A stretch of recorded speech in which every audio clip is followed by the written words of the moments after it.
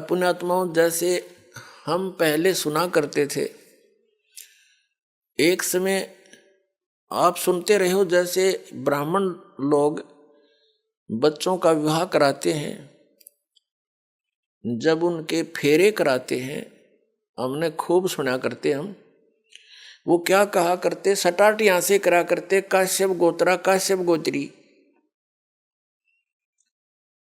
तो हमारे कोई बुद्धि में नहीं आया करते, हमने सोचा इनका कोई सेंटेंस श्लोक होगा, ऐसे बोलते हैं। तो यहां परमात्मा से परिचित आदरणीय गरीबदास साहिब जी गांव छुड़ानी जिला झज्जर वाले ने परमात्मा से प्राप्त ज्ञान के आधार से कहा कि काश्यप गोत्रा और काश्यप गोत्री पंडित शाखा लाया, और कोई तत्वेता ज्ञानी जाने, वो बाण बहन ब्याह घर लाया। अब एक ही गोत्र की शुरू में ही बोलता है ब्राह्मण फेरे कराने वाला काश्यप गोत्रा काश्यप गोत्री, तो दोनों बाण भाई तो शुरू में बढ़ा दिए उसने। तो यहां गरीबदास जी कहते हैं काश्यप गोत्रा काश्यप गोत्री पंडित शाखा लाया, यानी उस पंडित ने ये वचन बोला, और कोई तत्वेता ज्ञानी जाने, बहन ब्याह घर लाया।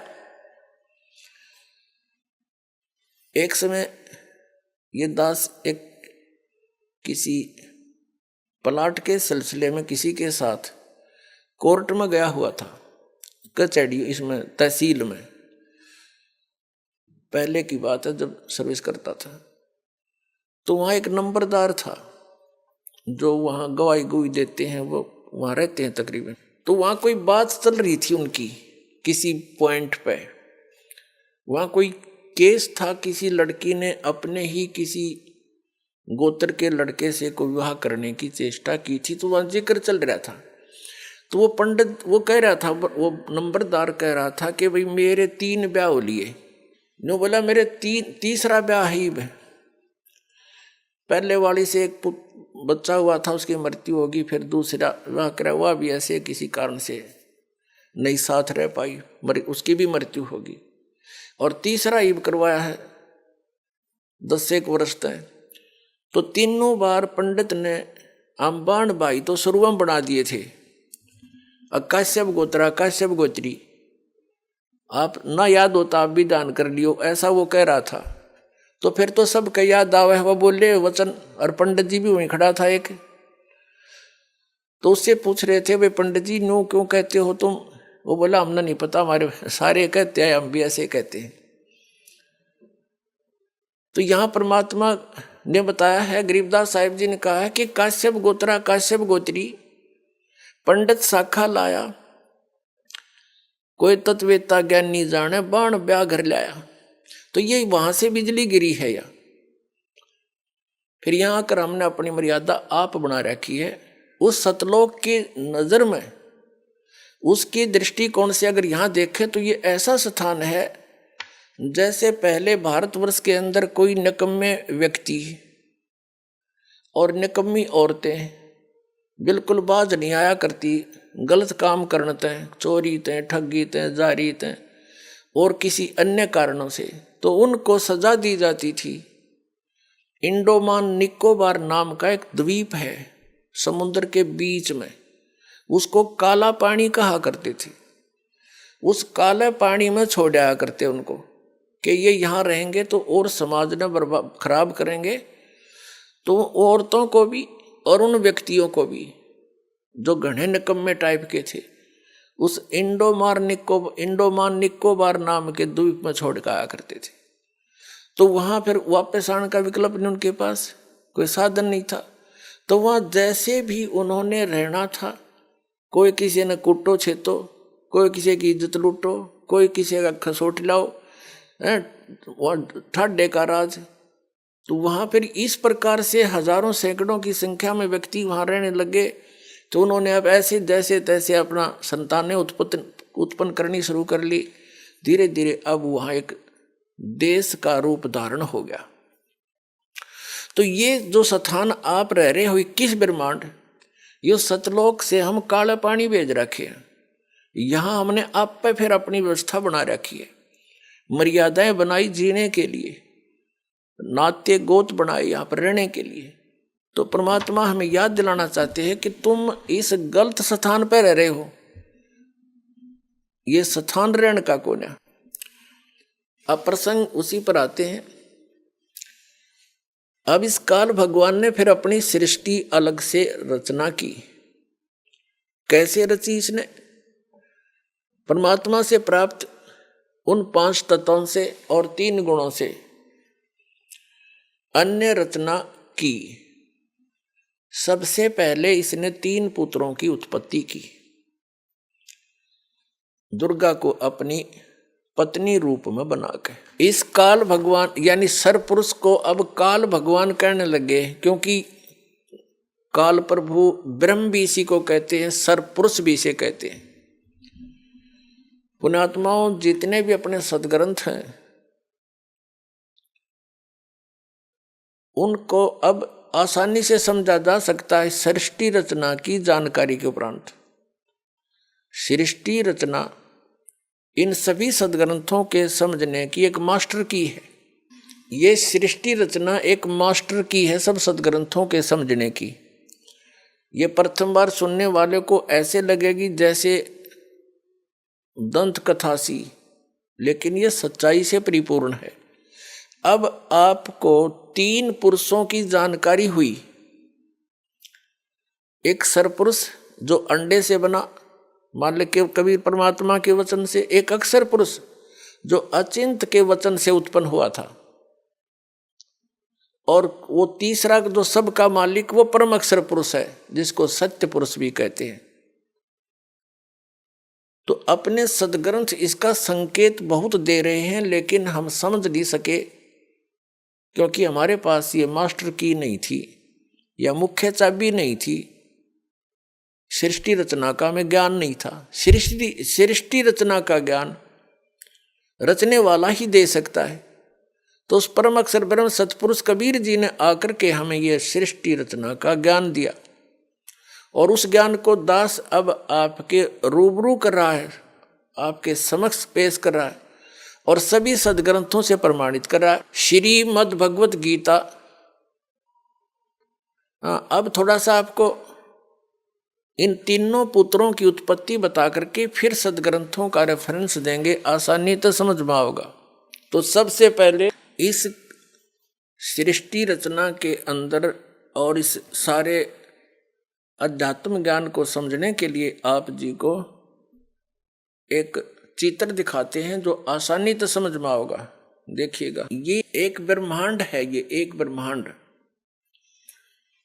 ब्रह्मांड का चित्र है। ये ऐसा समझो, ये एक ब्रह्मांड है। ये सारा कुछ, ये जो बाउंड्री नजर आ रही है आपको, ये एक ब्रह्मांड है। इसकी इलिप्टिकल शेप है, अंडे जैसी। इसको अंड भी कहते हैं, इसी को ब्रह्मांड भी कहते हैं। इसमें देखिएगा नीचे के ये 7 लोक, ये वितल, महातल, तलातल, पाताल, रसातल, सूतल, अतल आदि, और ये पृथ्वी हम जिस पर रहते हैं, और ये ब्रह्मा जी का लोक, ये शिव जी का लोक, ये विष्णु जी का लोक। इस एक ब्रह्मांड के अंदर सामग्री है। या एक ये इंद्र का लोक, ये स्वर्ग और नरक इकट्ठा ही है, ये स्वर्ग लोक कहलाता है। ये मानसरोवर, यहाँ भी एक मानसरोवर इस काल ने अलग से बना रखा है। ये धर्मराय का लोक जो धर्मराज है, जो सबका लेखा जोखा करता है। और फिर ये आ जाता है ब्रह्मलोक। ये एक ब्रह्मलोक है, इसी ब्रह्मांड के अंदर ब्रह्मलोक कहलाता है सारा। ये अक्षेत्र एक ब्रह्मलोक कहलाता है। इसमें क्या है, यहाँ बहुत बड़ा वन है, जंगल है, बाग बगीचे हैं। और ये इंद्र का, इसने काल ने इस ब्रह्मलोक के अंदर नकली रचना कर रखी है। एक महाइंद्र का द्वीप, एक नकली सतलोक, उस ऊपर के लोकों की नकल करवा रखी है। अलखलोक, नकली अगमलोक और नकली अक यानी अनामी लोक। ये इस स्थान को फिर इसने बंद कर रखा अलग से। ये बहुत बड़ा क्षेत्र है, चित्र में छोटा दिखा। इससे बाहर यहाँ दुर्गा का एक द्वीप है। ये यहाँ अलग लोक है इसका, यहाँ से ये सबका संचालन करती है। इससे ऊपर ये स्थान है जो ये गुप्त है। ये स्थान जो है इस ब्रह्मांड के अंदर ये गुप्त स्थान बना रखा है इसने ब्रह्मलोक में। और यहां पर इसने 3 स्थान बना रखे हैं के संयोग से जो पुत्र उत्पन्न होता है वो सतोगुण युक्त हो जाता है, उसका नाम विष्णु रख देते हैं और ऐसी ही शकल का बन जाता है। तीसरा ये तमोगुण प्रधान क्षेत्र है, इसमें ये स्वयं शिव रूप में रहता है, इसको महाशिव कहने लगे बगैर ज्ञान से। महाशिव रूप में रहता है, दुर्गा को पार्वती रूप में रखता है और इन दोनों के संयोग से जो पुत्र उत्पन्न होता है वो तमोगुण युक्त हो जाता है, उसको शंकर और शिव नाम दे करके ये अपनी सृष्टि चलवाता है इन तीनों से। और ये स्वयं यहां रहता। चलिए ये 3 स्थान है, एक रजोगुण प्रधान क्षेत्र, दूसरा सतोगुण प्रधान क्षेत्र, तीसरा तमोगुण प्रधान क्षेत्र। यहाँ ये दुर्गा को ऊपर ले लेता है, इनकी उत्पत्ति करके दुर्गा को वापस भेज देता है, इन तीनों बच्चों को यहाँ नीचे भेज देता है, कोमा में रखती है ये, और फिर इनको अलग अलग स्थानों पर छोड़ देती है। इनकी राजधानियाँ बना करके इनको अलग अलग स्थान पर इनका विवाह करके तीनों का, और अपने ब्रह्मांड का संचालन करवाता है। अब रजोगुण प्रधान क्षेत्र कैसा होता है, तमोगुण प्रधान क्षेत्र कैसा होता है, और सतोगुण प्रधान कैसा होता है। जैसे एक मकान के अंदर 3 कक्ष हों, एक कमरे के अंदर अश्लील चित्र लगे हों और दूसरे में चित्र लगे हों साधु संत फकीरों के, और तीसरे में लगे हों शहीदों और शूरवीरों के, तो जिस कक्ष के अंदर अश्लील चित्र लगे हैं उसमें जब व्यक्ति जाते हैं उनका मन भी वैसा ही मलिन बन जाता है, वैसी भावनाएं उत्पन्न होने लग जाती हैं। और जब वो उस सतोगुण प्रधान क्षेत्र में, यानी उस सतोगुण प्रधान क्षेत्र में, यानी जिसमें साधु संत फकीरों के महापुरुषों के फोटो लगे हों, वहां जाते ही मन की भावना बदल जाती है। तो जब तक उसमें रहता है उसके वैसे ही विचार रहते हैं, क्योंकि उनकी कहानी से, उनकी जीवनी से वो परिचित होता है। और वही व्यक्ति फिर जाता है उस शूरवीरों के जहाँ चित्र लगे हैं उस कक्ष में शहीदों के, तो उनकी कुर्बानियों से भी परिचित होता है, उनको पढ़ के सुन के उनके विचार करके उनके वैसे ही भाव बन जाते हैं। ठीक इसी प्रकार इसने सुनियोजित तरीके से हम सबको यहाँ फंसा रखा है। इन 3 पुत्रों को जब ये युवा हो जाते हैं, जब ये युवा होते हैं तब तक इनको कोमा में रखता है और इनकी परवरिश जारी रखता है, इनको अचेत रखता है। पुण्यात्माओं, आजकल हमने बहुत से प्रमाण देखे हैं। एक व्यक्ति आया था हमारे पास, उसने बताया कि मेरा लड़का 16 वर्ष की आयु में कोमा में चला गया किसी दुर्घटना के कारण। आज वो 30 वर्ष का हो गया, 14 वर्ष से वो कोमा में है, उसको नली से दूध और कुछ खिलाते पिलाते हैं और वो जीवित है, कोमा में पड़ा है 14 वर्ष से। तो इस परमात्मा के विधान को समझने में अब ये भौतिक विज्ञान भी आपका सहयोग दे रही है। जब ये युवा हो जाते हैं इन तीनों को सचेत कर देते हैं। ब्रह्मा जी को, जैसे विष्णु जी को शेष नाग की सैया पर समुद्र में लिटा दिया और उसके नाभि से कमल निकाल दिया जादूगर ने, इस काल ने, और उस कमल के फूल के ऊपर ब्रह्मा जी को सचेत कर दिया, बैठा दिया, फिर सचेत कर दिया। शंकर जी को एक कैलाश पर्वत पर बेहोश रखा हुआ था, वहां सचेत कर दिया।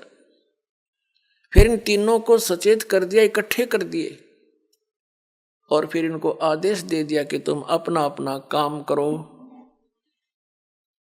ब्रह्मा जी को सृष्टि रचने का, विष्णु जी को सतीथि बनाने का और शंकर जी को संहार करने का। उनमें तीनों वो गुण बना ही रखे थे पहले ही, अब जैसे ये भगवान, फिर इनका विवाह कर दिया दुर्गा ने, अपने ही 3 रूप, अपने वचन से 3 लड़कियां उत्पन्न की, उनको समुद्र में छुपा दिया। इन तीनों को समुद्र उसमें सागर मंथन के लिए भेजा। ये 3 लड़कियां निकली, तीनों को लेकर के मां के पास आ गए। तो मां ने कहा था बेटा जो भी वस्तु निकले एक एक ले लेना, लेकिन उनका ध्यान रखना कि पहले कौन सी निकली है, दोबारा कौन सी, तीसरी बार कौन सी, पहचान रखना। वो तीनों लड़कियों की पहचान करके वो मां के पास ले आए। उनको बता दिया कि ये प्रथम निकली थी, ये द्वितीय, ये तीसरी बार। जो प्रथम निकली थी उसका नाम सावित्री रखा, ब्रह्मा से विवाह कर दिया। दूसरी बार निकली थी उसी में नंबर वाइज, तो उसका विवाह विष्णु जी के साथ कर दिया, उसका नाम लक्ष्मी रख दिया। और तीसरी जो निकली थी उसका नाम उमा रखा और भगवान शिव से विवाह कर दिया। अब तीनों को वचन से कह दिया कि यह तेरी पत्नी स्वीकार करो और जाओ अपने लोक में।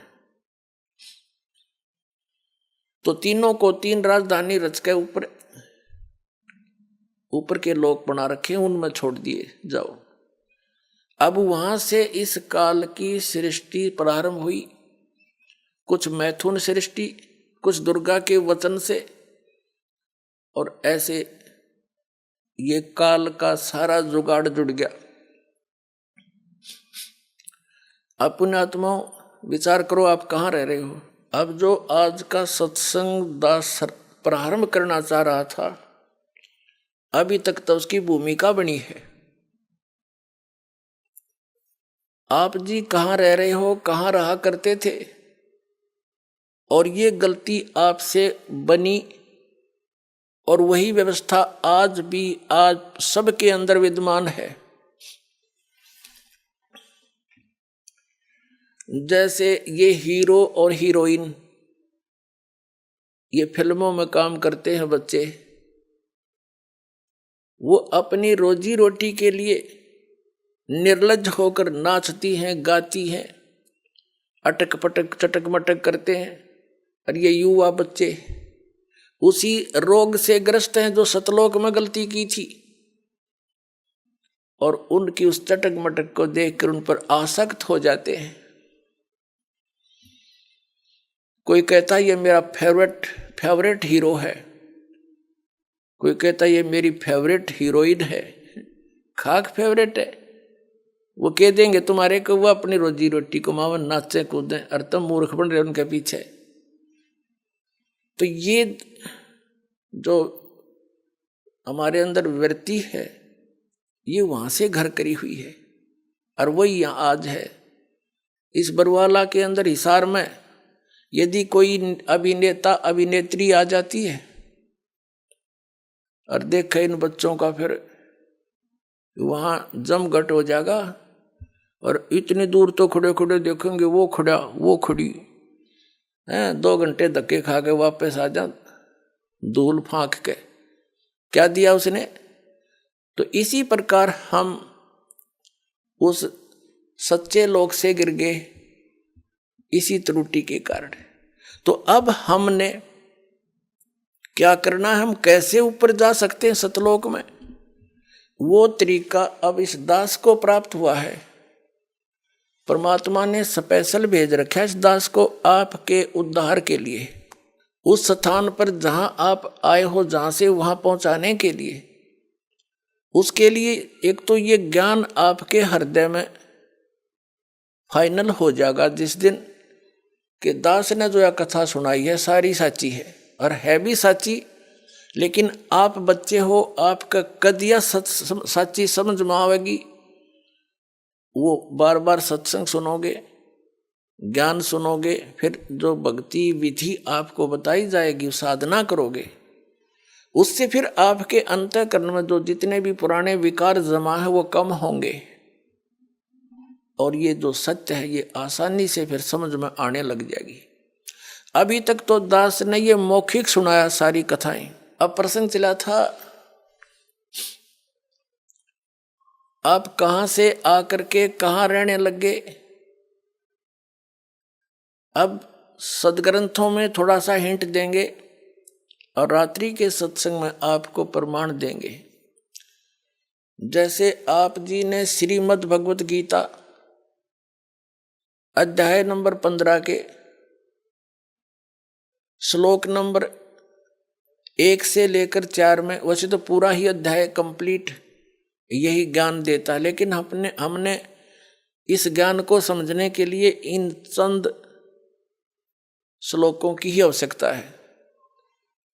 श्रीमद् भगवत गीता अध्याय नंबर 15 के श्लोक नंबर 1 से लेकर 4 में और 16 और 17 और 18 में। इसमें क्या कहा है?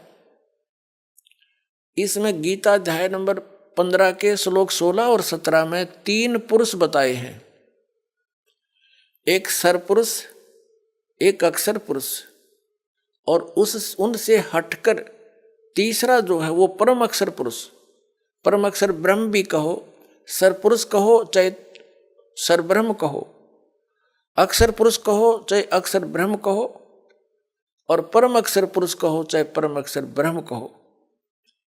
पुण्यात्माओं, आज मानव बहुत इंटेलिजेंट है।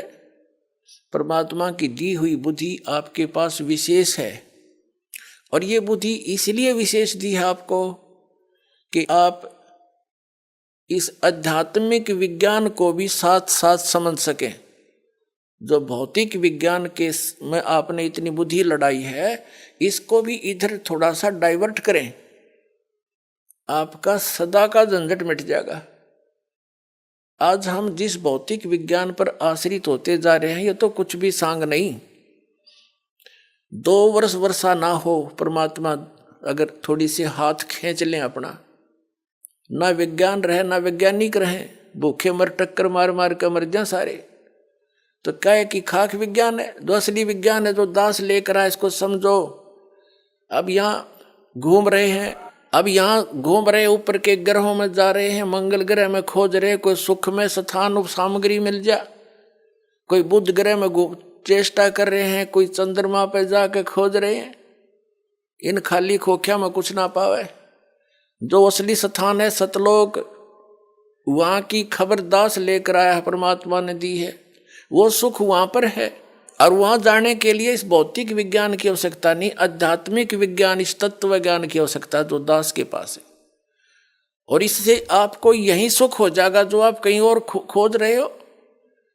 यही आपकी पृथ्वी पर इतना भरपूर सामान दे देगा, सामग्री दे देगा परम अक्षर ब्रह्म, आपने कितने जाने की जरूरत ना पड़े, सारे सुख दे देगा, सदा बाहर कर दे, फिर से बाहर ला दे परमात्मा 1 मिनट में, सब चीज आपको उपलब्ध करवा दे।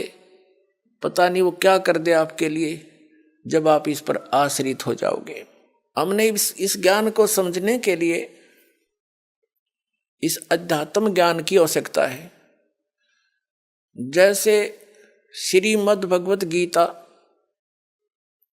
अध्याय नंबर 4 के श्लोक नंबर 32 में ये गीता ज्ञानदाता कह रहा कि अर्जुन, जो तूने अभी गीता अध्याय नंबर 4 के श्लोक नंबर 25 से 30 तक जो साधना साधक कर रहे हैं उनकी जानकारी प्राप्त की, और सभी अपनी अपनी साधनाओं को पापनाशक जानते हैं। यदि उनको ये पता लग जावे कि ये साधना ठीक नहीं तो वो त्याग देंगे, लेकिन अभी तक जब तक वो कर रहे हैं पूरे निश्चय से कर रहे हैं कि ये साधनाएं पाप नाश करेंगे और पाप नाश से मोक्ष होगा, पाप नाश होकर ही मोक्ष होगा। 4 अध्याय के 32वें श्लोक में बताया है कि अर्जुन,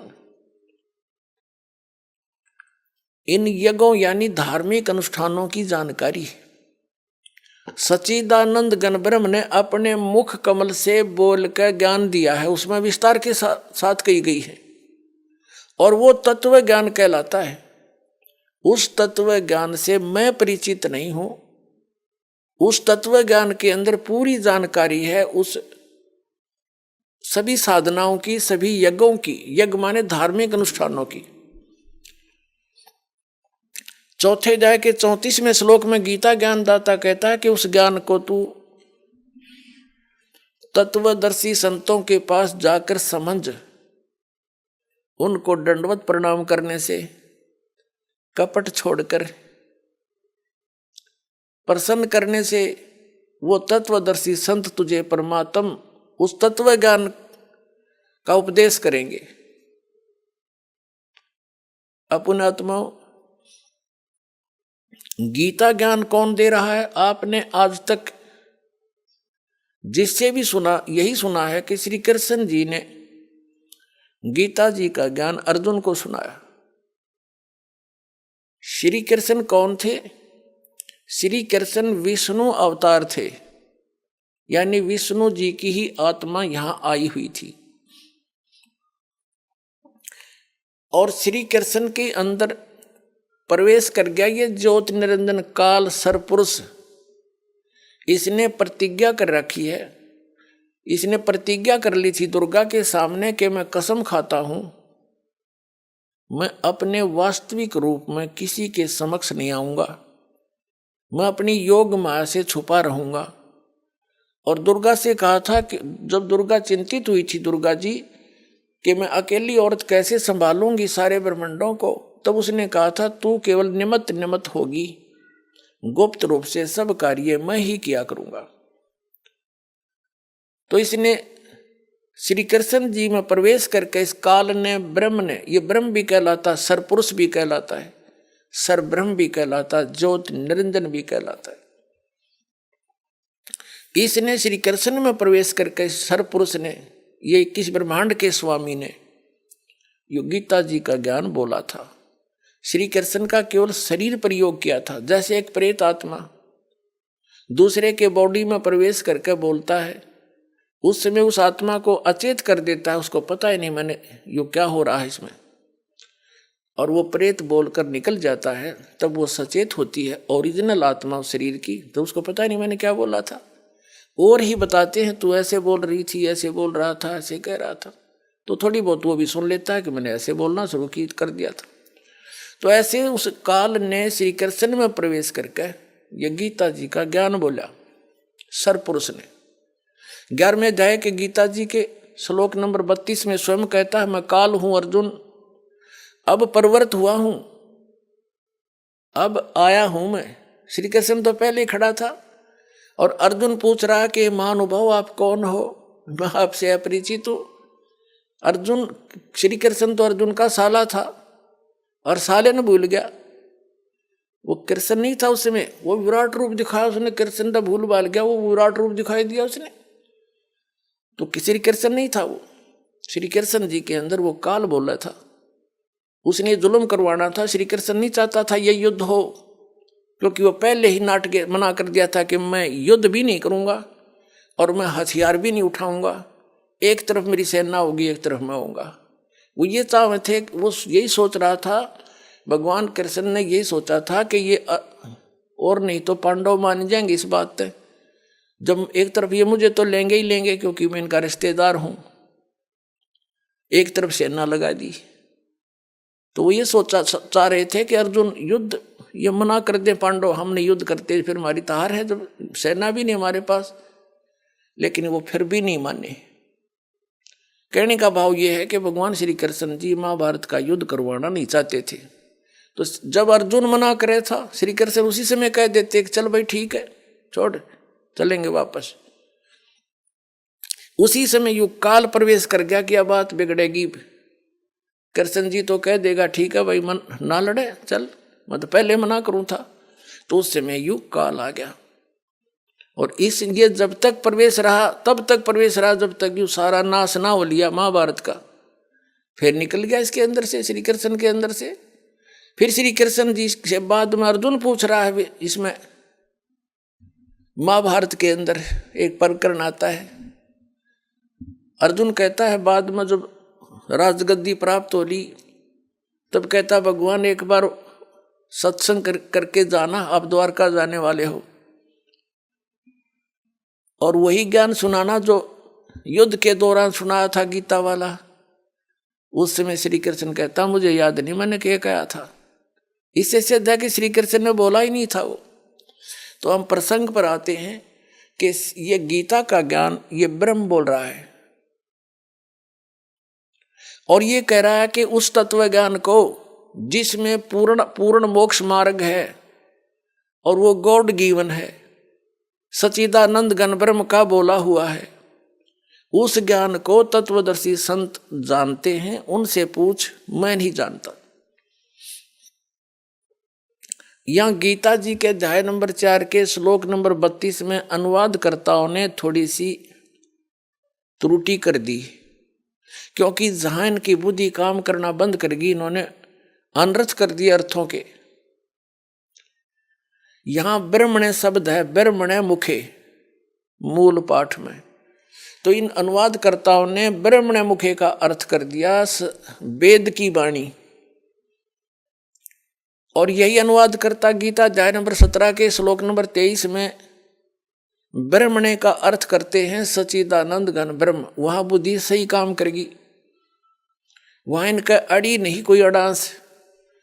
उसमें लिखा 17वें अध्याय के 23वें श्लोक में कि ओम तत् सत इति निर्देश ब्रह्मण तिर्विद समर्थ ब्राह्मणा तेन वेदा च यगा च विहिता पुरा। उसका अर्थ क्या बनता है कि उस ब्रह्मण माने सच्चिदानंद घन ब्रह्म के पाने का, ये ओम तत्सत, ओम तो सीधा अक्षर पुरुष का, और तत् है ये अक्षर पुरुष का, और सत है ये परम अक्षर पुरुष का। इन तीनों मंत्रों की मजदूरी करनी है, ये हमारे साधना के इंस्ट्रूमेंट हैं। जैसे हमने जल निकालना है, पृथ्वी में जल है, तो उस जल की हमारा पूज्य तो जल है, और इंस्ट्रूमेंट हमारे जो उसके औजार कौन से हैं, बोकी और पाइप। ये तो 2 अक्षर का मंत्र है सतनाम, जिसमें एक ओम है एक तत् है। और जब पाइप पहुंचगी जल तक तो इनका काम पूरा हुआ, फिर इसके ऊपर हैंडपंप लगाना पड़ेगा। जब वो जल मिलेगा तो सारनाम जो है वो सत, जिसमें इस पर सत नाम से बोला गया है, ओम तत् सत में ये 3 मंत्र हैं। ओम और तत् ये गुप्त है, तत् सांकेतिक है, ये दास बता सकता है इस ब्रह्मांड में, और कोई अधिकारी नहीं इस नाम के देने का। ये दोनों का मिलकर सतनाम हो गया 2 अक्षर का। ये दोनों मिलकर 2 अक्षर का सतनाम हो गया, जो समझ लो बोकी, श्वास उश्वास की बोकी लगानी है। और फिर सत, सत है ये सार शब्द की तरफ संकेत है, वो मंत्र न्यारा है, ये दास देगा। वो समझ लो हैंडपंप का ऊपर की मशीन। अकेले सतनाम से मोक्ष नहीं, और सतनाम के बिना सार नाम की कीमत नहीं, वो काम नहीं कर सकता। जैसे बोकी लगाकर पाइप जल तक पहुंचा दी, तो फिर हैंडपंप लगाया जाता है, वो सार नाम समझ लो, सार शब्द, उस हैंडपंप को भी चलाना पड़ता है, तब वो वांछित वस्तु मिलती है। तो हमने सतलोक जाना है, परम अक्षर ब्रह्म की प्राप्ति करनी है, उस स्थान पर जाना है जहां जाकर फिर वापस कभी नहीं आते। उसके लिए 3 मंत्र के जाप का विशेष योगदान है। तो गीता अध्याय नंबर 15 के श्लोक नंबर 23 में इसमें बताया कि ओम तत्सत इति निर्देश है ब्रह्मण तिर्विद समर्थ है, वो सच्चिदानंद घन ब्रह्म का, उसके पाने का जो 3 मंत्र का जाप, इस 3 मंत्र के साधना का, जाप का, सिमरण का निर्देश है। निर्देश मीन डायरेक्शन, फाइनल फैसला, नथिंग एल्स। इसके अतिरिक्त और कोई मंत्र नहीं, निर्देश का ये सीधा अर्थ होता है। तो कहने का भाव यह है कि वहां इन्होंने उस ब्रह्मण्य का अर्थ सच्चिदानंद घन ब्रह्म कर दिया, सही कर दिया, और वही ब्रह्मण्य अर्थ है 4थे अध्याय के 32वें श्लोक में। या इनकी बुद्धि फिसल गई कि इनको ज्ञान नहीं था, और जिस कारण से इन्होंने अर्थों के अनर्थ कर दिए, कथाएं घुमा दी, जैसे गीता अध्याय नंबर 7 के श्लोक नंबर 18 में अनुत्तम शब्द है, अनुत्तमम यानी कति घटिया, उसका अति उत्तम बढ़ा दिया इन्होंने। बताओ, चौथी कक्षा के बच्चे ने पूछ ले, उत्तम माने श्रेष्ठ, अनुत्तम माने अश्रेष्ठ, अरे इन्होंने उस अनुत्तम का सर्वश्रेष्ठ कर दिया। व्याकरण बदलन लाग गए बिना ज्ञान के, अनर्थ कर दिए। गीता अध्याय नंबर 18 के श्लोक नंबर 66 में वरद शब्द है, वरद माने जाना होता है, इन्होंने आना कर दिया। बिना ज्ञान के निड़ंगे अड़या करें। गुरु बिन काहु न पाया ज्ञान, जो थोथा भूस छड़े मूड किसान। गुरु बिन वेद पढ़े जो प्राणी, समझे न सार रहे अज्ञानी। तो आज तक ये सब अज्ञानी थे, क्योंकि इनको गुरु नहीं मिले, सतगुरु नहीं मिले। सतगुरु या तो स्वयं परमात्मा आए थे, सतगुरु का रोल किया था, वो तो भगवान भी थे, वो तो ऑल इन वन है, ऑल राउंड है। उसके बाद वो सतगुरु थे जिनको भगवान सीधे मिले और सचखंड सतलोक लेकर गए, वापस छोड़ा, उनके प्रत्यक्ष गवाह, और वो उनके पास कंप्लीट स्पिरिचुअल नॉलेज था और कंप्लीट साधना थी, परिपूर्ण साधना थी, ये मंत्र थे। या तो वो सतगुरु थे। उनमें कौन कौन है? आदरणीय धर्मदास साहिब जी, आदरणीय मलुकदास साहिब जी, आदरणीय नानक साहिब जी, जो सिख धर्म के प्रवर्तक माने जाते हैं, आदरणीय दादू साहिब जी, आदरणीय गरीबदास साहिब, गांव छुरानी जिला ददर हरियाणा वाले, आदरणीय गीसा दास साहिब जी, गांव खेखड़ा जिला मेरठ उत्तर प्रदेश वाले। इन महापुरुषों की जानकारी तो दास को है कि ये सतगुरु थे, लेकिन उस समय इनको निर्देश दे दिया था परमात्मा ने, सख्त हिदायत दे दी थी कि इस तत्व ज्ञान को और इस सार शब्द और सार नाम को, इस सतनाम को अभी डिस्क्लोज ना करना, नहीं तो इन काल के भेजे दूतों के ये यथार्थ ज्ञान और यथार्थ मंत्र हाथ लग जाता। जैसे राधा स्वामी पंथ है, इसी से निकला हुआ पंथ है, जय गुरुदेव पंथ।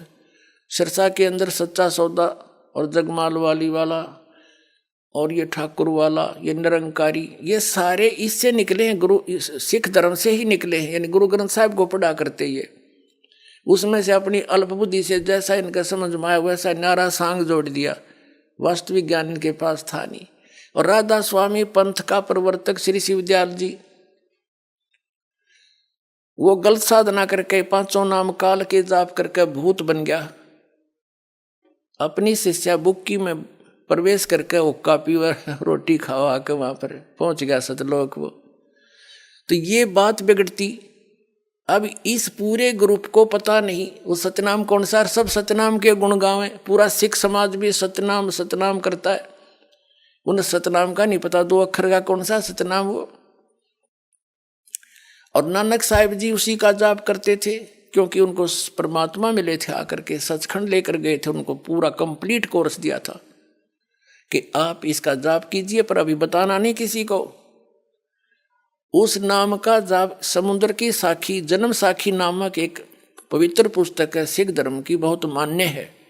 जैसे हम कबीर पंथियों के लिए कबीर सागर मान्य है, उसमें क्या है, परमेश्वर कबीर जी बोला करते थे, जो वार्ता उनकी हुई, जो घटनाएं धर्मदास जी ने देखी, वो धर्मदास जी लिखा करते थे, उनके परम शिष्य और साथ रहते थे। ऐसे ही बाला और मर्दाना श्री नानक साहिब जी के, नानक देव साहिब जी के परम शिष्य थे, वो उनके साथ रहते थे। और जो भी घटनाएं घटी बाला जी ने लिखी, आंखों देखी, तो उसमें उसको जन्म साखी बोलते हैं। जन्म साखी में एक समुद्र की साखी है, समुद्र की साखी में एक प्रकरण आता है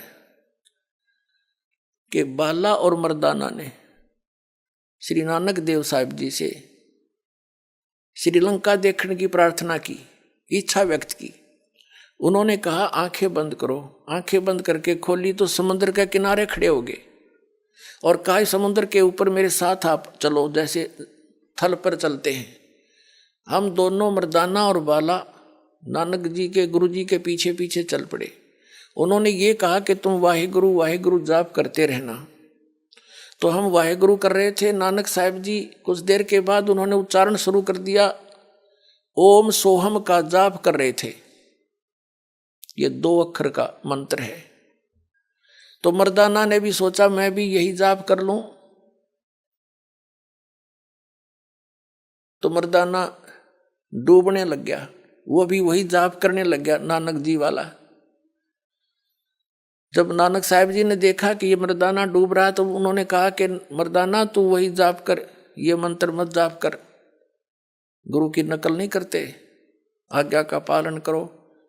अब वहां झटका भी दे दिया और सार्वजनिक भी कर दिया, आगे के लिए बैन भी लगा दिया कि खबरदार देश का जाप किया था।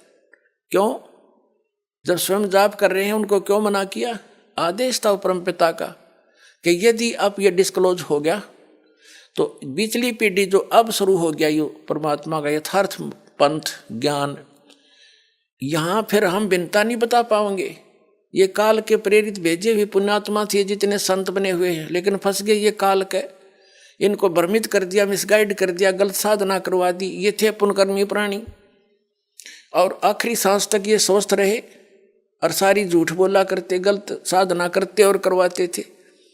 तो पूर्व जन्म के संस्कार थे उनके, तब तक तो वो ठीक रहे, फिर भूत बन गए और ये पाप लाद दिए न्यारे जो परमात्मा के बच्चों को मिसगाइड करने का। तो कहने का भाव ये है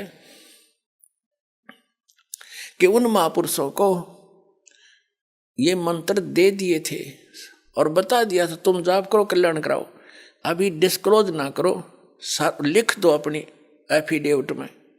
सभी महापुरुषों ने अपनी अपनी अमरवाणियों में लिखा हुआ है, लेकिन सिख समाज के अंदर एक विशेष प्रेरणा दी दाता ने। उन्होंने इस मंत्र को ग्रंथ साहिब में ही नहीं लिखा इकट्ठा, इस डर से कि कहीं किसी के यूं हाथ लग जाए, ये जाप ना कर ले इस 2 अक्षर के मंत्र का और मर्दाना वाली हालत ना हो जाए कि सबकी डूब ना जावे, यानी हानि ना हो जावे, इस डर से। और उसी गुरु ग्रंथ साहिब से ये नकली पंथ चाले सारे उससे पढ़कर समझ में इनका आया नहीं।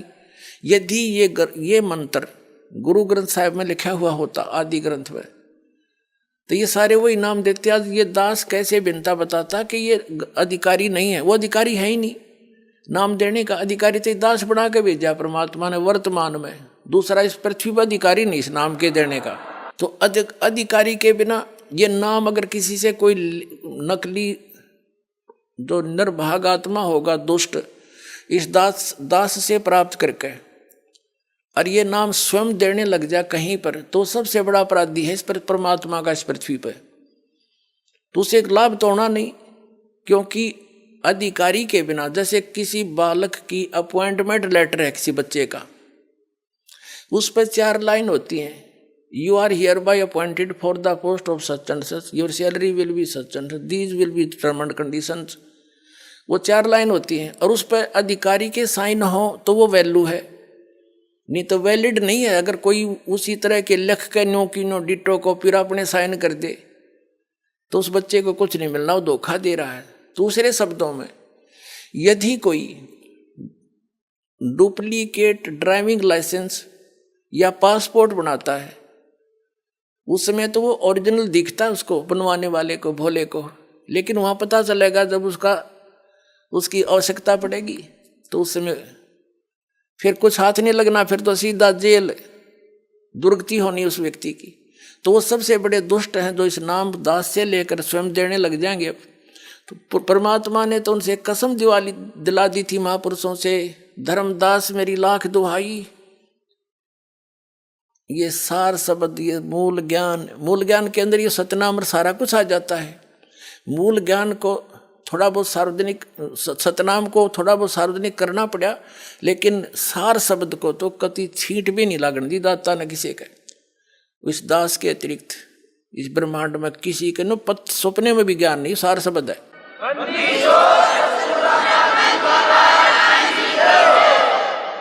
तो कहने का भाव ये है कि ये अभी कहते हैं गुरु बिन काहुन पाया ज्ञाना, जो थोथा भूस छड़े मूड किसाना, गुरु बिन वेद पढ़े जो प्राणी, समझन सार रहे अज्ञानी। तो इन महापुरुषों को छोड़कर जिनको परमात्मा सीधे मिले थे वो तो सतगुरु थे, और सतगुरु नहीं थे इस पृथ्वी पर, इस दास के अतिरिक्त वर्तमान में नहीं है। अब दया करी है दाता ने उपकंप।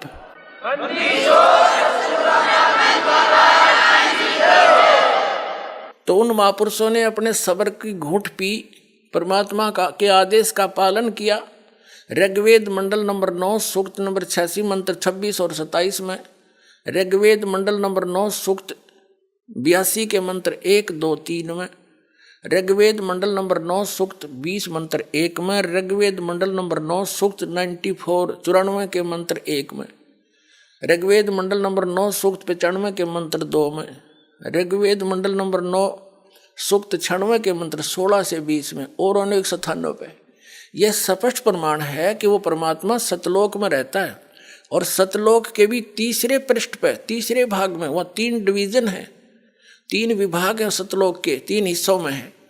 तो सबसे ऊपर के स्थान पर रहता है, वहाँ से चलकर आता है, वहाँ पर एक बहुत बड़े सिंहासन पर विराजमान है, राजा के समान, सिर पर मुकुट है, छत्र है, और वहाँ से गति करके आता है, चल कर आता है सशरीर।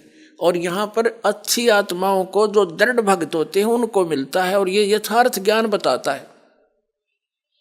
और वो इस पृथ्वी के ऊपर कवियों जैसा आचरण करता है।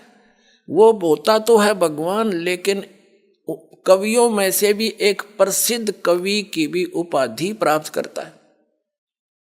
तो हु इज गॉड? परमेश्वर, वो कबीर इज गॉड, जिसने ये लीलाएं की है। तो वो सतलोक से चलकर आता है, दृढ़ भक्तों को मिले। उन दृढ़ भक्तों में से आपको बता कि ये महापुरुष जो उनके सीधे संपर्क में आए वो सतगुरु थे, और उनको सख्त हिदायत दे दी थी कि अभी इसको डिस्क्लोज ना करना। तो पुण्यात्माओं, आज ये नाम और यही ज्ञान यदि इन दूसरे पंथों वालों के पास होता, अधिकारी तो ये थे नहीं, और भोली आत्माओं को ये फिर भी ये नाम जाप करते हुए भी नरक में जाते और यही काल के जाल में रह जाते। तो वही पुण्यात्माएं जो भगवान को चाह रही थी, 600 वर्ष पहले परमात्मा आए थे स्वयं, और एक लीला की थी, प्रत्येक युग में करते हैं। सतलोक से चलकर आते हैं, शिशु रूप धारण करते हैं, कमल के फूल पर सरोवर में आकर के विराजमान होते हैं। वहां से उनको निसंतान दंपति उठा ले जाते हैं। फिर वहाँ परवरिश उनके घर होने से उसी माहौल में, उसी कुल के माने जाते हैं, और कंवारी गायों से उनके दूध की परवरिश, दूध पान होता है, कंवारी गायों से उनकी परवरिश की लीला होती है। ये ऋग्वेद मंडल नंबर 9 सूक्त 1 मंत्र 8 और 9 में स्पष्ट किया है कि परमात्मा 3 स्थिति में सभी का धारण पोषण करता है। एक स्थिति में सतलोक में रहते हैं, उनका करोड़ सूर्य मिला दे, करोड़ चंद्रमा, ऐसे एक रोमकूप की शोभा है, प्रकाश है। और अन्य रूप हल्का तेज पुंज का हल्का रूप बना करके एक साधु महात्मा के रूप में आते हैं, जब चाहे किसी महापुरुष को कहीं प्रकट होकर मिल जाते हैं। और एक रूप में वो एक प्रत्येक युग में शिशु रूप धारण करके वो ऐसी लीला करते हैं, धीरे धीरे बड़े होते हैं। तो बचपन में उनके परवरिश की लीला कंवारी गायों से होती है।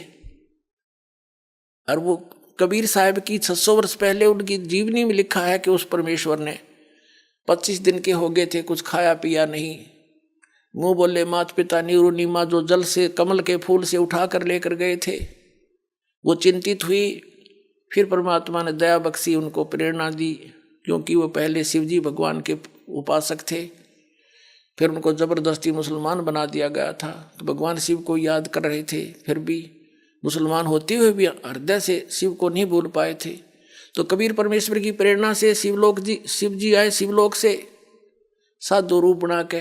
फिर परमात्मा कबीर जी ने नवजात शिशु के रूप में उनकी गोदी में, शिव जी की गोदी में आकर के उन्हें गोदी में लिया। तब कहा कि इनको कहो कंवारी गाय लाओ, उस पर आप आशीर्वाद देना, तब मैं दूध पीऊँगा। ऐसा ही किया गया। तब कबीर साहब की लीला कंवारी गायों के दूध से हुई थी। यही ऋग्वेद मंडल नंबर 9 सूक्त नंबर 1 मंत्र 9 में स्पष्ट किया है कि वो परमात्मा जब शिशु रूप धारण करके आता है, उसके परवरिश की लीला कुंवारी गाय से होती है। थोड़ी सी झलक देता हूं। अपने आत्माओं हमने अध्यात्म ज्ञान समझना है। आप विद्यार्थी हैं, दास टीचर है। एक रोजगार रोजी रोटी के लिए हम अपने बच्चों को 16, 17, 20 वर्ष तक फ्री कर देते हैं कि तुम पढ़ो, शिक्षा ग्रहण करो। फिर उनको क्या मिलता है? 2 टूक मिलते हैं, और वो भी मृत्यु हो जाए तो वो सारा कुछ करा भी रह गया। और अब आपको क्या मिलेगा? आपको कहते हैं यहाँ का किया हुआ आपको सतलोक में सुख मिलेगा, जो आप यहाँ साधना पढ़ाई करोगे। तो इसके लिए आप जी ने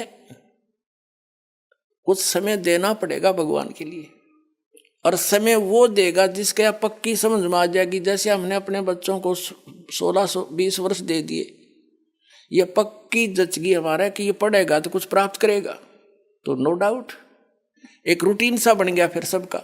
तो ऐसे ही इस ज्ञान से आपके हृदय में एक परिवर्तन होगा कि यहाँ की रोजी रोटी भी भगवान ने देता है, उसके बिना नहीं दे सकता। चाहे कोई कितना सर पटक लो और कितने तुम इन राजनेताओं के निकट घूम लियो, जब भाग में नहीं होगा तो कति नहीं दे सकते हुए से सर पटक लेना।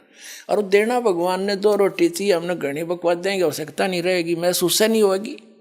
अब ये ड्रेस आपको मिली है ना, यह ड्रेस मनुष्य वाली, ये विद्यार्थी की ड्रेस है इस पृथ्वी पर।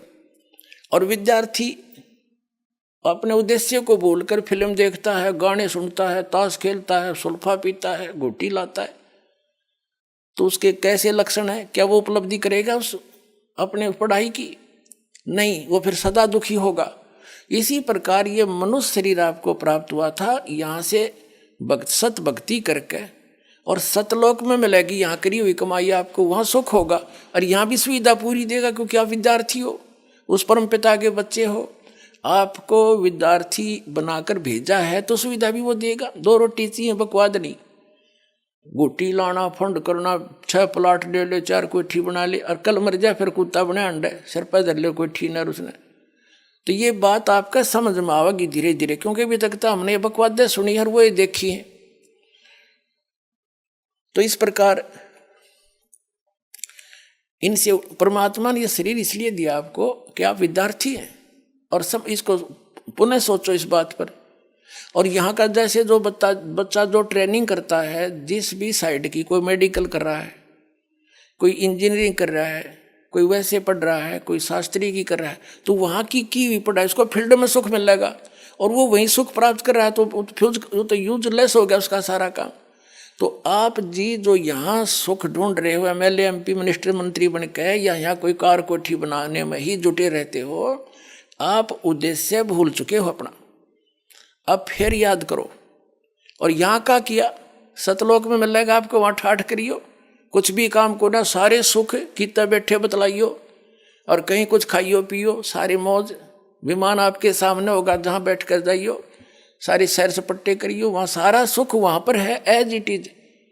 ये नकली पंथ बताया करते, सतलोक में प्रकाश ही प्रकाश है, आत्मा उसमें जाकर मिल जाती है जैसे बूंद समंदर में। इन्हें खक देखा वहाँ पर। तो परमात्मा ने दया करी थी धर्मदास, ये मूल ज्ञान की दबार ना पढ़ी, धर्मदास मेरी लाख दुहाई, ये मूल ज्ञान है। मूल ज्ञान तो सारा ज्ञान जो दास आपको बता रही है वो असली ज्ञान। कहीं बाहर न जाई, मूल ज्ञान बार जो पढ़ी, बिचली पीढ़ी हंस नीते रही। और मूल ज्ञान को तब तक छुपाई जब तक ये 12 पंथ मिट जाई। अब ये जितने भी पंथ थे ये सब मैच्योर हो लिए, इन्होंने जो ज्ञान देना था दे चुके हैं, उन्हीं को रिपीट कर रहे हैं उनके और उत्तराधिकारी। और अनुयायियों को पता है ये क्या ज्ञान देते हैं। अब इस तत्व ज्ञान के सूर्य की रोशनी में अब वो ऐसे छुप जाएंगे जैसे उनका अस्तित्व ही नहीं रहेगा। तारा मंडल बैठे कर ये चांद बड़ाई खावे, उदय भया जब सूरज का स्यों तारों छुप जावे। और ज्ञान सब ज्ञान यू कबीर ज्ञान सो ज्ञान, जैसे गोला तोब का अब करता चला मैदान। तो इन सब फेल हो जाएंगे जितने भी संत पंथ है ये नकली, और एक ही ज्ञान रह जाएगा परमात्मा का, क्यों हम सभी उसी के बच्चे हैं और उसी के लिए हम भटक रहे हैं। गुरुओं के पास उसी के लिए गए, हमने धर्म भी भगवान पाने के लिए ही अलग बनाए। अब वो हमें सहज में मिलने जा रहा है तो हम फिर एक हो जाएंगे, अवश्य होंगे, देख लेना, ज़्यादा समय नहीं लगेगा। अब क्या है जो प्रसंग उस पर आते हैं कि उस परमात्मा की पहचान होना अनिवार्य है कि वो परमात्मा कौन है, कैसा है, और जहाँ हम जाने के लिए मोक्ष प्राप्त करके वहाँ जाना चाहते हैं वो स्थान कैसा है। कोई नो के वहाँ तो प्रकाश ही प्रकाश, आत्मा उसमें अमर आनंद लेती है, खाक आनंद लेगी जब उसमें बूंद समंदर में मिल गई है, या बड़ा बूंद की तरह घूम डोट डोट डोट से क्या आनंद होया, वो प्रमाण कहाँ है। तो दास जो बता रहा है उन महापुरुषों ने देखा जिनको वापस छोड़ा गया था, उनके द्वारा बताए गए उस आंखों देखे विवरण से परिचित करा रहा है कि वहाँ उन महापुरुषों ने ये बताया है।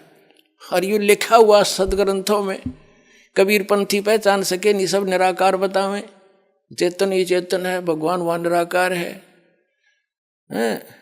तो इन्होंने क्या देखा, ये झूठे हैं, अनुभवहीन हैं, इनकी वहाँ तक पहुँच नहीं हुई, ये सब झूठ बोल रहे हैं। तो आप जी ने स्वयं सोचना है और जानना पड़ेगा और फिर यहाँ आकर कल्याण कराओ। अब जो प्रसंग चल रहा है कि भगवान कौन है, जिसने वेदों में जो लिखा है विशेष, वैसे तो ये विश्व के ग्रंथ हैं,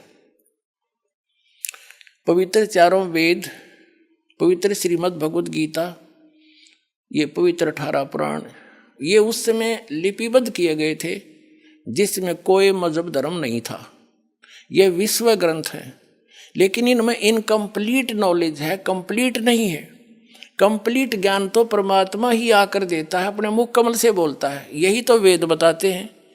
और यही पवित्र गीता अध्याय नंबर 4 के श्लोक नंबर 32 में कहा कि वो सच्चिदानंद घन ब्रह्म की वाणी में, यानी वो परमात्मा स्वयं आकर अपने मुख कमल से बोलता है, उसमें विस्तार से लिखता है, बोलता है, और वो लिखे जाते हैं। वो तत्व ज्ञान है, वो केवल तत्वदर्शी ही बता सकते हैं, और उनके पास नहीं हो सकता। तो तत्वदर्शी ये दास है पुण्यात्माओं आज पूरे विश्व में, ये सत्कर मान लियो।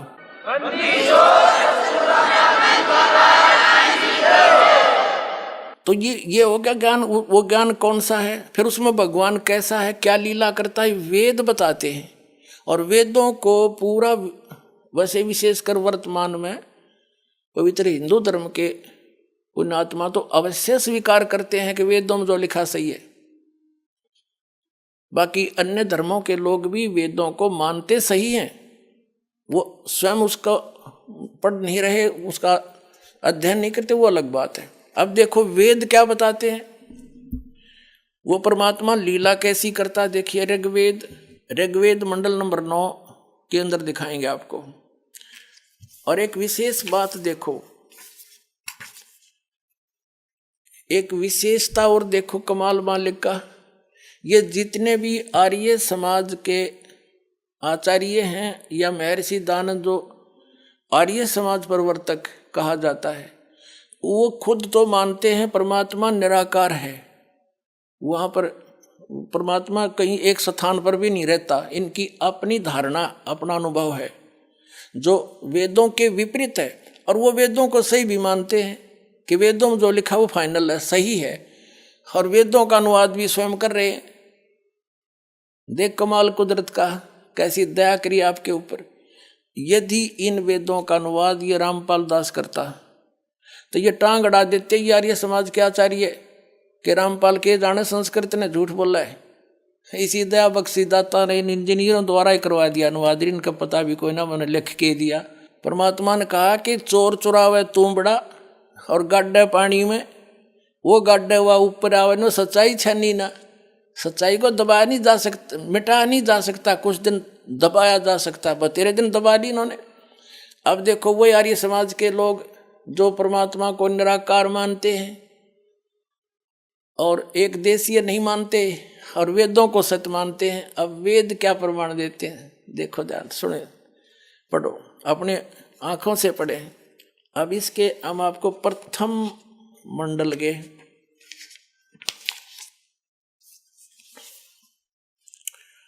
ये नौवां मंडल है और इसका प्रथम मंत्र है ये वाला। इसमें सबसे पहले सोम शब्द है। सोम का अर्थ इन्होंने परमात्मा किया है, ठीक, परमात्मा, ठीक। अब हम आ जाते हैं, ज्यादा ना समय लें,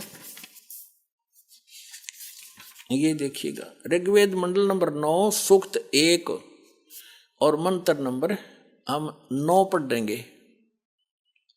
इसमें भी शिशुम शब्द है और सोम शब्द है। इसमें क्या लिखा है कि इमम माने उस, सोमम माने सोम स्वभाव वाले श्रद्धालु पुरुष को, यह लिखना था उस परमात्मा को, उस सोम स्वभाव वाले परमात्मा को, शिशुम जो शिशु रूप धार करके प्रकट होता है कुमार अवस्था में ही, सब पर अभी अधन्या धेनव, अभी माने सब प्रकार से पूर्ण रूप से, अधन्या अहिंसनीय, धेनव माने गौवे, ये विचलित हो गए। यहाँ लिखना था वो पूर्ण रूप से अधन्या, हमारे देसी भाषा में गाँव में हमारे हरियाणा में यहाँ पर जो गायें नए दूध ना हुई हो, गर्भ ना धारण किया हो, उसको कहते हैं ये बिना धनाई है, अधन्या, बिना धनाई, एक लोकल लैंग्वेज अपनी लैंग्वेज में हमारे, और वही क्योंकि हमारे सबकी भाषा के अंदर किसी ना किसी भाषा का कोई शब्द अवश्य मेल खाता है। तो अधन्या, अधन्या माने बिना धनाई, यानी जो सांड ने टच ना करी हो। अब यह धन्या का अर्थ होता है बिल्कुल अछूत, छुई भी ना हो। तो अब देखो फिर से ऋग्वेद मंडल नंबर 9 सूक्त नंबर 1 मंत्र 9 को हम पढ़ रहे हैं। इसमें देनवम, देनव, शिशुम, सोम, उस सोम माने अमर पुरुष को, ये समझना है, उस अमर पुरुष को जो शिशुम यानी जो शिशु रूप धारण करके प्रकट होता है, उसकी बाल्यावस्था, कुमार अवस्था यानी बाल्यावस्था में सब प्रकार से अहिंसनीय, अभी अधन्या यानी पूर्ण रूप से बिना धनाई, यानी जिसको बैल ने टच ना किया हो, धेनव माने गौवों से, गौवें तृप्त करती हैं। अब इनके अनुवाद का सिर पैर है कितने, उस सोम स्वभाव वाले पुरुष को कुमार अवस्था में सब प्रकार से अहिंसनीय गौवें तृप्त करती हैं। इसका अर्थ है कि वो परमात्मा जब शिशु रूप धारण करके प्रकट होता है और लीला करता है, धीरे धीरे बड़ा होता है, बचपन से ही बड़े बड़े विद्वानों के छक्के छुड़ा देता है। वो उस तत्व ज्ञान को सुनाने के लिए ही आता है। उस गीता अध्याय नंबर 4 के श्लोक नंबर 32 में जिसके विषय में कहा है कि उस सचिदानंद घन ब्रह्मण मुखे, सचिदानंद घन ब्रह्म के मुख से उच्चारित वाणी में वो कंप्लीट स्पिरिचुअल नॉलेज होता है, उसको तत्वदर्शी संतों के पास जाकर समझ। तो ये तो प्रमाण आपने मिला कि परमात्मा जब शिशु रूप धारण करके आता है तो उसकी परवरिश की लीला कुंवारी गायों से होती है, या वही कौन से भगवान के जिनको हम भगवान मान्या करते, तो उनमें किसी एक का दिखा दो उदाहरण, राम का, श्री कृष्ण का, या श्री विष्णु का, श्री और किसी भी देवता का, या कोई जिनको 9 अवतार मानते हैं या 50-25 अवतार मानते थे, या कोई पीर पैगंबर का दिखा दो, या लीला जो दास आपको वेदों में प्रमाणित करा। अब उनकी जीवनी में 600 वर्ष पहले जो दाता ने लीला की थी, जो करता ही ऐसी है, प्रत्येक युग में वो दिखाते हैं। ये है पवित्र कबीर सागर, ये है ज्ञान सागर। ज्ञान सागर नामक अध्याय है कबीर सागर में, ज्ञान सागर नामक। इसके 74 पृष्ठ पे क्या लिखा है, ये क्या है कि सुन जुल्हा मन भयो आनंदा, जिमी चकोर पायो निश्चिंदा, यानी परमात्मा को बालक रूप में वो जुल्हा नीरू प्राप्त करके बड़ा खुश हुआ, और ले सुत चले हर्ष मन कीना, तासो पुनः असबोल ही दीना। सुत काशी को ले चले लोग देखण ते आव, आनी अन पानी बक्सा नहीं, खावे नहीं जुल्हा शोक जनावे। कुछ नहीं खाओ पियो छोटा सा बालक, जुल्हा यानी नीरू दुखी हुआ, चिंतित हुआ। अब देखो फिर देखो, तब जुल्हा मन कीन तिवाना, रामानंद सो की कही उत्पाना। मैं सुत पायो बड़ा गुणवंता, और कारण कौन बखे नहीं संता। रामानंद ध्यान तब दारा, जुल्हा सो तब वचन उचारा। पूर्व जन्म ते ब्राह्मण जाति, हरि सेवा की नी बली बाती। कुछ तब सेवा हर की चूका, ताते भयो जुल्हो का रूपा। प्रीति प्रभु गए तोर लीनी, ताते उद्धान में सुत तो दीना। अब नीरू यानी जुल्हा कहता है कि अब क्या है कि रामान, वैसे तो वास्तविकता अलग से है, क्योंकि कबीर परमेश्वर ने कहा था धर्मदास जी को कि 12वां पंथ का जो प्रवर्तक होगा गरीबदास, उसके द्वारा मेरे यथार्थ ज्ञान को पुनः प्रकट किया जाएगा। मैं उसको सत्य से परिचित कराऊंगा, दोबारा छोड़ूंगा, वो फिर सही ज्ञान लिखेगा। तो तब तक परमात्मा ने क्या कहा था कि मेरे इस कबीर सागर में थोड़ा बहुत ये अनसमझ लोग कबीर पंथ में काल के दूत घुस के कुछ परिवर्तन कर देंगे, लेकिन सच्चाई को छुपा नहीं पाएंगे। सच्चाई को छुपा तो नहीं सकेंगे, थोड़ा बहुत परिवर्तन कर सकते। इन्होंने रामानंद से जोड़ दी कि रामानंद ने कहा कि एक गाय लिया कंवारी। वास्तविकता गरीबदास जी ने अपने ग्रंथ में लिखी है कि शिव उतरे शिवपुरी से, अवगत बदन विनोद, और उन्होंने आकर के शिव मंडल से साधु रूप बना के शिव जी आए, क्योंकि उस नीरू और नीमा शिव के पुजारी थे। उसी जन्म में ब्राह्मण ब्राह्मणी थे, वो जबरदस्ती मुसलमान बना दिए गए थे। भले ही वो मुसलमान थे, लेकिन अंतःकरण से पुकार अपने शिव जी की किया करते थे। तो शिव जी आए थे और फिर परमात्मा ने आपको बता दिया। खुद कबीर साहब बोल रहे थे, 25 दिन के बालक, उनसे 7 बार चर्चा की थी। उससे कहा था कि इनको कहो कंवारी गाय ले आए, आप उस पर आशीर्वाद रख देना, वो दूध देगी, वो पिया करूँगा। और वो देती रहेगी, फिर ब्याह नहीं की कभी भी, ना नए दूध होगी, और वैसे दूध देती रहा करेगी। उसके बाद दूसरी शुरू हो जाएगी, ऐसे। अब देखिएगा, तो इन्होंने जैसे तैसे हमने सच्चाई से परिचित होना है, जैसा भी है। देखिए अब यो नीरू कहता है, रामानंद ने इनके अनुसार क्या है, रामानंद ने कहा कि तुम पहले जुल्हा थे, तुम पहले ब्राह्मण थे पिछले जन्म में, तुमने कोई गलती कर दी भगवान की भक्ति में, इस कारण से तू धानक बन गया, जुल्हा बन गया। और तेरी प्रीति को देख करके भगवान ने तुझे जंगल में लड़का दे दिया, बच्चा दे दिया। वो तो जैसे इनकी सोच है, हमने सिर्फ उस निष्कर्ष पर पहुंचना है कि वो लीला कैसे हुई थी उस परमात्मा की। अब ये क्या कहता है नीरू जुलाहा, हे प्रभु जस की नो तस पायो, मैंने जैसा किया उसा भोग लिया। आरत हो तो दर्शन आयो, संकट में मैं तेरे पास आया हूँ। रामानंद जी से कह रहे हैं वो नीरू। सो कियो उपाय गुसाई, बालक अक्षुदावस कुछ खाई। अब देखो इन कबीर पंथियों ने जो गलतियां की हैं स्पष्ट है। यहाँ नीरू लिखना था, नूरी लिख रखा है, नूरी वचन, ये नीरू वचन है। तो यूं गलती होगी इनसे, और उसको फिर उस गलती को सुधारने के लिए परमेश्वर ने अपनी प्यारी आत्मा आदरणीय गरीबदास साहिब जी को सचखंड से ले जाकर वापस छोड़ा। उन्होंने फिर उसकी पूर्ति कर रखी है। सन 1727 में परमात्मा मिले थे गरीबदास साहिब जी जब 10 वर्ष के थे, और उसके बाद गरीबदास जी के ग्रंथ में एक मात्रा की भी गलती कोई नहीं कर सकता। एक ने कोशिश की थी थोड़ी सी परिवर्तन करने की, गरीबदासी साधु ने, उसको अदरंग मार गया। तो सबको डर हो गया कि इसमें बिंदी भी मत हटा दिए, उसकी ये दशा हो जाएगी, नहीं तो ये अपनी जीव संज्ञा में इसमें भी काल के दूत गड़बड़ कर जाते। गरीबदास पंथ से दास निकल कर आया, उनकी पूरी हिस्ट्री से परिचित है, तो उसमें उन्होंने जरा सा भी परिवर्तन नहीं किया। तो उस दास के पास है आज वो सारा यथार्थ ज्ञान, और इनसे मेल खाता है। जो उससे इसमें कुछ गड़बड़ है इससे शुद्ध हो जाएगी। तो इस प्रकार ये श्रेष्ठ ज्ञान मक्खन काट गए और 2 बार ताके देसी घी बना दिया आपके लिए तत्व ज्ञान। अब देखो, हे प्रभु जस कीनो तस पायो, आरत हो तो दर्शन आयो। कबीर सागर पढ़ रहे हम। सो कहियो उपाय गुसाई, बालक अक्षुधा वंत कुछ खाई। कि बालक भूखा कुछ खा, वैसा बताओ। रामानंद अस उक्ति युक्ति विचारा, तब तुम सुत कोई ज्ञानी अवतारा। बछिया जाही बैल नहीं लागा, सोले ठाड करो ते आगा।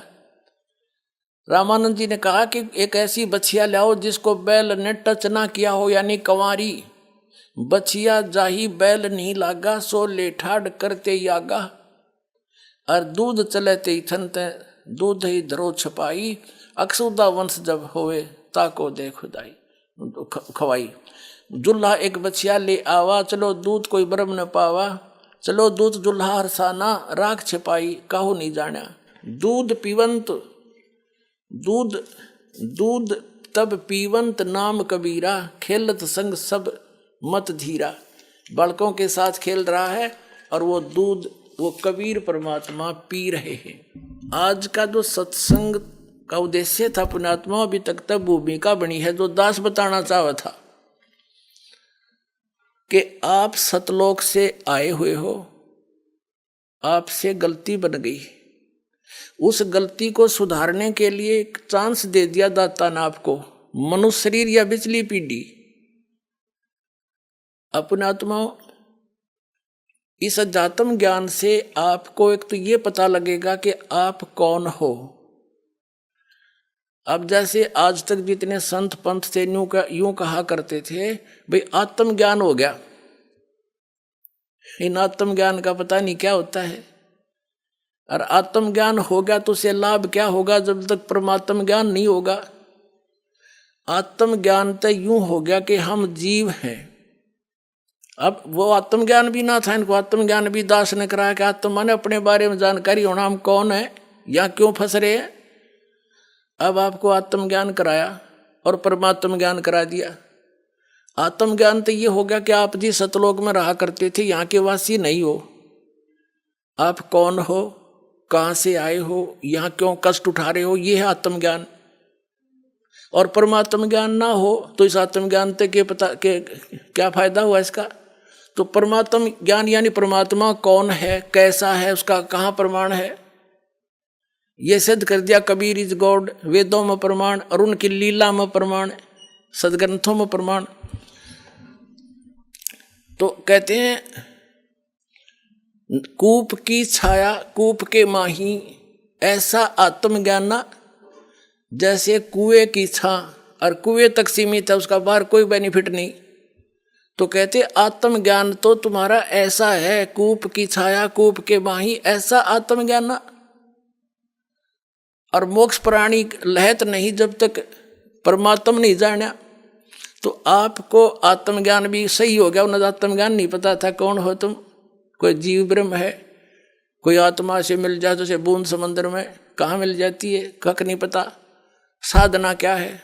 और परमात्म ज्ञान who is God, Kabir is God, और वो मिला कैसे, वो 3 मंत्र का जाप आपको बता दिया। तो ये आत्म और परमात्म दोनों ज्ञान करा दिए। बोलो सतगुरुदेव।